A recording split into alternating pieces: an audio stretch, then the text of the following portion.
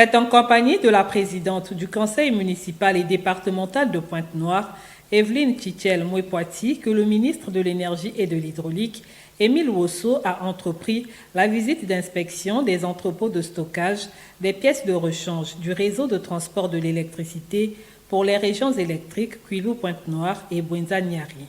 Aussi a-t-il passé en revue le bâtiment administratif, les deux hangars de stockage, dont l'un est destiné exclusivement aux transformateurs électriques et l'autre aux pièces de rechange négatives, ainsi qu'aux pièces de rechange contenant des gaz toxiques.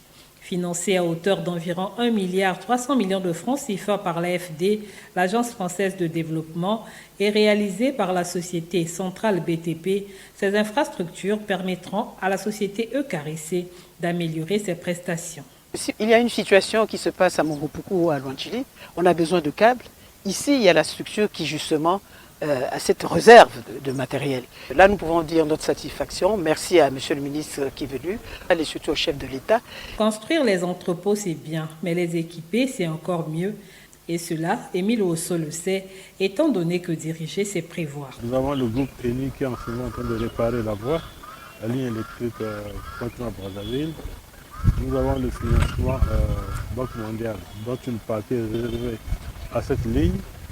Nous avons une partie de ce financement qui est réservée à l'achat de tous les équipements et outils qui seront stockés dans ces magasins afin que la demande trouve satisfaction sur le réseau en cas de problème ou de panne.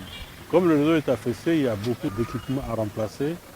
N'oublions pas qu'il date de 1982. Et c'est pour cela que nous ferons l'effort, premièrement, de construire les structures où stocker des pièces pour qu'elles ne soient pas à l'air libre et qu'on les vole. Et ensuite, nous mettre au travail pour la suite, pour ce qu'il y a à faire. Le directeur général de EKRC, Jean-Bruno Dangadou, a promis l'utilisation à bon escient de ces infrastructures avec une gestion digitalisée de chaque entrée et sortie de pièces de rechange par des gestionnaires de stock qualifiés.